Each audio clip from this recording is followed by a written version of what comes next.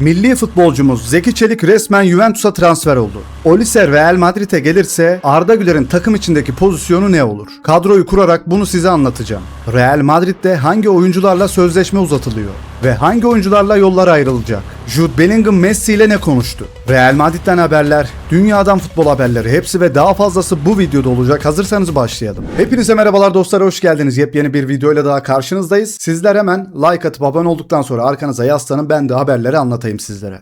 Jose Mourinho bugün antrenmanda, evet, pembe panter gibi orada dolanıyor arkadaşlar. Mourinho ile nasıl olacak yeni sezon bilemiyorum, tahmin de yürütemiyorum. Gerçekten sadece sezonun başlamasını bekliyorum. Kısaca bilgi vereyim, Arda Güler hala Antalya'da. Bilmeyenler için ayın 20'sinde Real Madrid kampına katılacak Arda Güler. Bakalım Mourinho'nun Arda Güler'le ilgili planları ne olacak? Takım bugün Valdebebas'ta öğleden sonra antrenman seansı düzenledi arkadaşlar. Evet, orada yine antrenmanlar devam ediyor. Altyapı oyuncuları ve genellikle kadroda süre bulamayan, Dünya Kupası'na gitmeyen oyuncular orada idman yapıyorlar. Trent Alexander-Arnold ve Gonzalo Garcia da salonda çalıştılar. İlk önce salon çalışması, sonrasında da sahaya çıktılar. Bugünkü antrenmandaki kazanan takım, yani Lunen'i tanıyorum. Carreras var. Vinicius Junior'un kardeşi mi lan şu? Bu kim? Birileri var işte arkadaşlar. Random Kids. Evet, gelelim şu dev haberi arkadaşlar. Yani bunun olup olmayacağı kesinlikle belli değil ama olursa Olise tarafından olacak bu transfer. Olise Real Madrid'e transfer olmak istiyor. L'Equipe'in haberi arkadaşlar. Fransız gazetesinin haberi. Olise Fransa milli takımındaki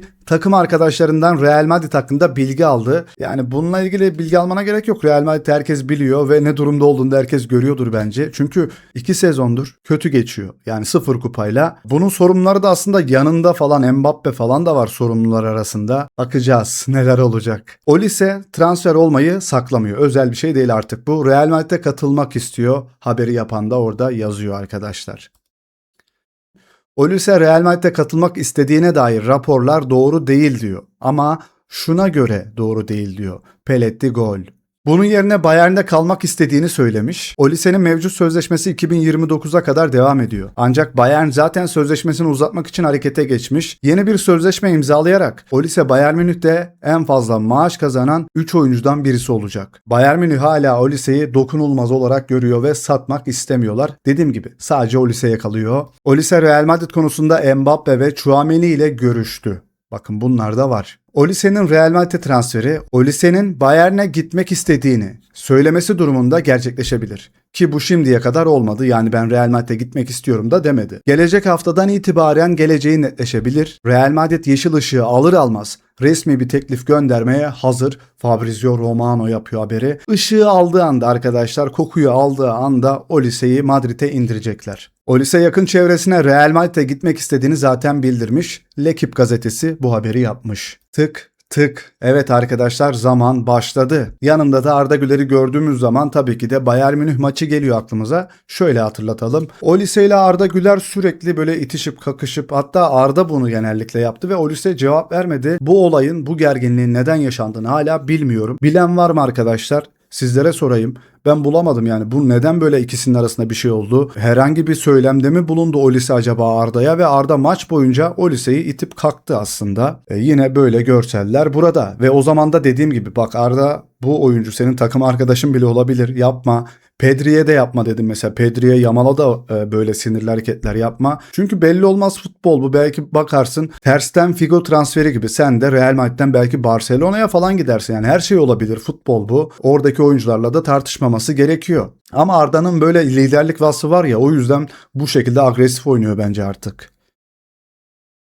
Şu 2 tane Vinicius haberinden sonra da kadroyu yapacağım. Son dakika Real Madrid Vinicius Junior'ı bu yaz satma ihtimalini dışlamıyor. Yani satabiliriz de diyorlar. Ayrılması kulübe Olise'yi transfer etme imkanı verecek. L'Equipe yine haberi yapan. Real Madrid'in teklif ettiği ile Vinicius Junior'ın menajerlerinin istediği rakamlar arasında fark şu anda 6 milyon euro ve 10 milyon euro arasında değişiyor. Kulüp maaş skalasını aşmak istemiyor. Önümüzdeki toplantı belirleyici olacak. 30 milyon euro maaş istiyor ya, sen kendinde misin ya gerçekten?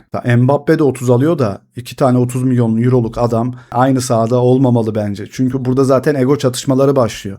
Bu adam 30 alıyorsa o koşsun diyordur sahada. Belki Belki o yüzden koşmuyordur. Böyle oyunculardan en azından 1-2 tanesini göndermek gerekir. Benim aklımda şöyle bir kadro var. Vinicius Junior satıldı diyelim. Olise'yi hemen buraya bir transfer edelim. Ne kadar basit. Verdik hemen. Evet, Olise'yi aldık diyelim kadroya. La forvet kim oynayacak demeyeceğiz arkadaşlar. Bu buraya gelecek. Bu çocuk buraya gelecek. Şu çocuk sahte 9 oynayacak. Belki forvetsiz ama sahte 9 gibi arkadaşlar. Hatta şöyle çekelim iyice istiyorsanız. Şöyle oynatalım biz burayı. Tchouaméni, Valverde burada oynayacaklar. Bellingham'ı şöyle aldık. Arda Güler'i 10 numara yaptığınız zaman şöyle bir hayal et sadece. Cucurella gibi bir sol bekinizin de olduğunu düşünün ve Denzel Dumfries var. Buraya bir oyuncu daha gelecek. Bastoni'yi ısrarla istiyor Jose Mourinho. Bakın bu kadro gerçekten bir şeyler yapabilir. Bu kadromu gerçekten 10 üzerinden bir puanlayın arkadaşlar. Bana böyle çok güzel geliyor bu kadro. Ama tabii ki de her şey olabilir. Bunu buraya çekerler. Bellingham'ı burada bile oynatırlar. Böyle çift forvet de oynayabilirler. Arda'yı komple ekarte de edebilirler arkadaşlar. Arda'yı çıkarıp buraya işte yani bir dörtlü orta saha oynatır. Belki Arda'yı çıkartır, Silva'yı da alabilir ama ben zannetmiyorum. Çünkü Arda Güler Silva'nın anlık olarak 2 gömlek üstü oyuncudur. 3 gömlek üstü oyuncudur Arda Güler.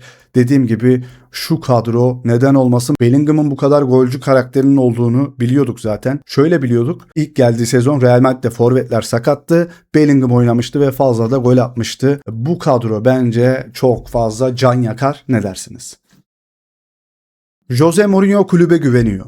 Mourinho Real Madrid'in altyapısından ilk döneminde 20 oyuncuyu A takıma kazandırdı.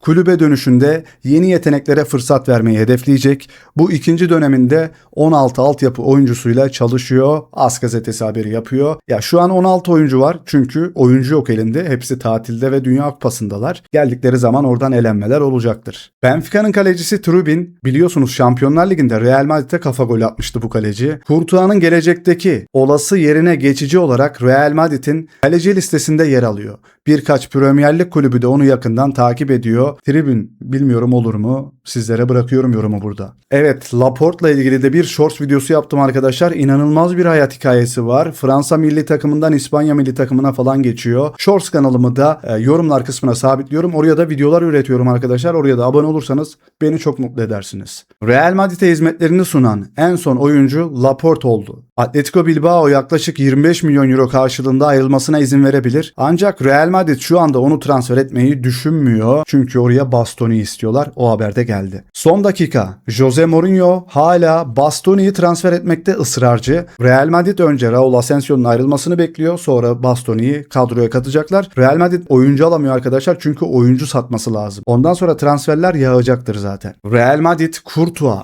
Bellingham, Valverde ve Mbappe'nin sözleşme uzatmalarını bu yaz tamamlamak istiyor. Onlar kulüp için yapısal oyunculardır diyorlar. Evet, bayağı bir oyuncuyla sözleşme uzatılacak. Arda'nın da 2029'a kadardı sanırım. Bakalım neler olacak. Real Madrid Kamavinga'yı satmak için yaklaşık 80 milyon euro talep edecek. Bence Kamavinga 80 milyon euro falan etmez arkadaşlar. Edeceği 40-50 milyon eurodur. Jose Mourinho Gonzalo Garcia'nın geleceğini sezonda onu izledikten sonra belirleyecek. Arbeloa'nın Fulham'ı Real Madrid'den ayrılırsa onun için bir hamle yapmaya hazır. Arbeloa Gonzalo Garcia'yı istiyor. Son dakika gelecek sezonun 4. kaptanı Rodrigo olacak ama oyuncu kış ayında dönüyor zaten. Bellingham Messi ile konuşma, aslında bir faulü tartışıyorduk. Hiçbir şey kötü değildi. Herkesin kendi işini yapıp bunu büyük bir mesele haline getireceğinden eminim. Ama hiçbir şeydi. Daha önce bir faul olduğunu düşünmüştüm ve o dedi ki peki ya bana yapılan? Ben de dedim ki bunu kaldıracak kadar güçlüsün, anladın mı? Açıkçası kaybeden taraftayım ve bu çok acı verici. Ama en iyilerden biriyle karşı karşıya gelmek bir ayrıcalık diyor. Bayağı zabıtalık yaptı. Bir tane de genç çocuğu tokatladı sahada Bellingham. Messi'ye karşı oynamak inanılmaz. Onun oynadığı Dünya Kupası harika. Finalde ona iyi şanslar dilerim diyor Bellingham. 2026 Dünya Kupası'nda Bellingham'ın performansı 6 maç 7 gole katkı, 6 gol 1 asist, 4 kez de maçın en iyi oyuncusu seçildi. Tarihi Dünya Kupası yarışması yazmışlar. Arda Güler yine otelde hayranlarına imza dağıtıyor. Otele girmeyi bile düşündüm, kredi çekip girmeyi bile düşündüm arkadaşlar. Ama altından kalkabileceğim fiyatlar değil gerçekten. Belki sizlerin büyük desteğiyle önümüzdeki sezon arkadaşlar gidebiliriz oraya. Sizler bizi izledikten sonra biz zaten güçlü bir şekilde yeni sezona girmeye hazırız ve Arda Güler'deki imaj değişikliğini gördünüz mü? Saçlar uzatılmış, Tam bir maestro saçı olmuş. Ne dersiniz? Hep söylediğim şey, Arda Güler'in imaja da ihtiyacı var arkadaşlar. Real Madrid'de böyle şeyler önemli çünkü. Ya bu demek istediğim çok ince bir şey. Beni anlayan arkadaşlar olacaktır aramızda. O görünüş bile çok önemli orada. Topu ayağınıza falan yakıştırır bazı görünüşler. Beni çok az insan anlayacaktır bu konuda. Evet, yine Arda Güler Fenerbahçeli minik bir taraftarla fotoğraf çektiriyor. Evet, fotoğraflar çekiliyor, böyle görünce içim gidiyor arkadaşlar. Ya dibimde ya, gidemedik. Guendouzi, Arda Güler ve Hakimi tatillerini geçirdikleri otelde birlikte futbol oynadılar arkadaşlar. Bu oyuncuların hepsi bir araya geldi. Hakimi yoksa Paris Saint-Germain'e mi götüreceksin Arda'yı? Niye geldin? Arda Güler ve Fenerbahçeli futbolcu Guendouzi orada bayağı samimiler. Evet arkadaşlar, iki Türk bir arada. Juventus Roma'nın yeni anlaşma görüşmelerini gasp etti. Ve Zeki Çelik'i bedelsiz transferle kadrosuna katmak için anlaştı. İşte başlıyoruz. Türk sağ beki Roma ile sözlü anlaşmaya rağmen Juventus'a bedelsiz transferle katılmak için prensip anlaşmasına vardı. Zeki de orada bayağı bir fake atmış. Zeki Çelik bugün Torino'daydı. Anlaşma tamamlandı ve üstüne formayı da giydi arkadaşlar. Pozunu da verdi. Zeki Çelik Juventus'ta, Kenan Yıldız ve Zeki Çelik. Oraya bir de Can Uzun'u alırsanız Juventus'u da deli gibi takip ederiz bu sezon. Juventus yetkilileri şu Can Uzun'u da alıverin oraya. Evet, Zeki Çelik ve Kalolu bir arada. Dünya Kupası finalinin devre arası 30 dakika olacakmış. Finalin devre arası 30 dakika. Her yerden para basmaya çalışıyorlar. Devre arasında BTS, Justin Bieber, Shakira, Coldplay ve Madonna sahneye çıkacak. Büyük bir şov olacak. Ballon d'Or'un resmi hesabı, alın işte ya, habere bak. Avrupa takımlarında oynamayan birinin de ödülü kazanabileceğini açıkladı. Ya kardeşim, alın verin abi adama, yapın yani bunu. Ki hak ediyor mu? Oynadığı ligden dolayı asla hak etmiyor ama Dünya Kupası performansıyla hak ediyor. Ama bu şey sadece Dünya Kupası'na bakmıyor. Kulüp takımı da önemli. Orada ne kazandığı önemli. Bence tutarsızlık oluyor bu şekilde. Dembele İspanya maçının devre arasında takım arkadaşlarına düzgün pres yapmadıkları gerekçesiyle sert bir konuşma yapmış. Takım arkadaşlarının çoğu Dembele'nin bu sert tavrından dolayı çok rahatsız olmuşlar. Kim oldu? Dikta Bappe olmuştur. Kim olacak? Evet arkadaşlar, bir videonun daha sonuna geldik. Umarım videomuz hoşunuza gitmiştir. Eğer video hoşunuza gittiyse like attıktan sonra hype haklarınızı kullanmayı unutmayın. Kanalımıza abone olup bizi lütfen 15.000 abone yapıverin artık. Sonraki videolarda görüşmek üzere. Kendine çok iyi bak. Hoşça kal. Bay bay.